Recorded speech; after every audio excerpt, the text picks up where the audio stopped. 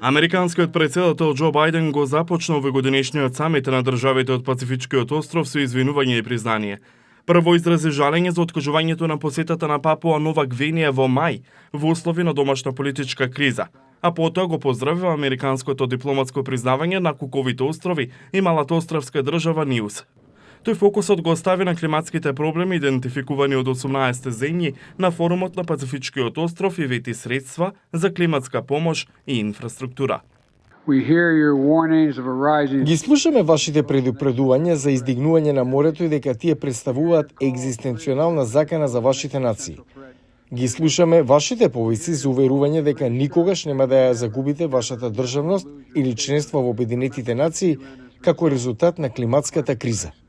18 земји членки со векови беа боишта на колонијални освојувања. Куковите острови, например, се именувани по капетанот Џејмс Кук, британскиот авантурист кој за да ја добие круната кон крајот на 18-тиот век, насилно ги освоил домородните земји низ широкото пространство на Пацификот, од Австралија до Канада.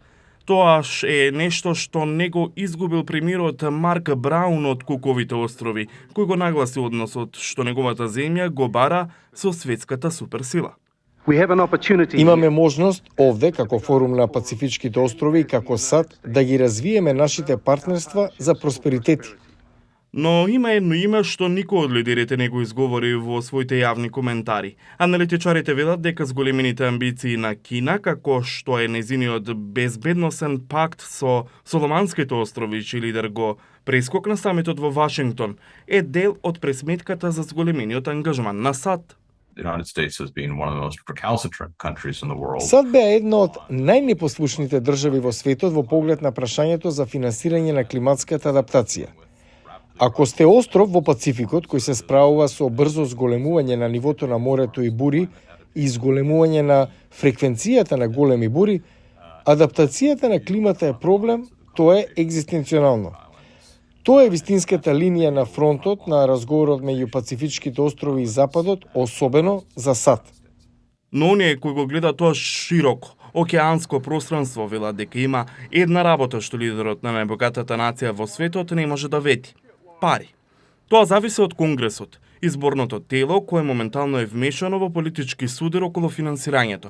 Ако членовите не го завршат тоа до крајот на месецот, владата на САД ќе се затвори. САД презедува многу обврски минатата година на првиот самит на Пацифичките острови, многу разумни идеи, разумни предлози, големиот предизвик е во Конгресот, каде работите за главија. Мислам дека тоа е прашањето. Сите видови на обврски што ги презема Белата куќа во ова или во било кое друго, се грижи Конгресот да го одобри тоа. Овие лидери најверојатно ќе имаат шанса да разговараат за тоа меѓусебно, кога повторно ќе се состанат во ноември на Куковите острови, без Бајден.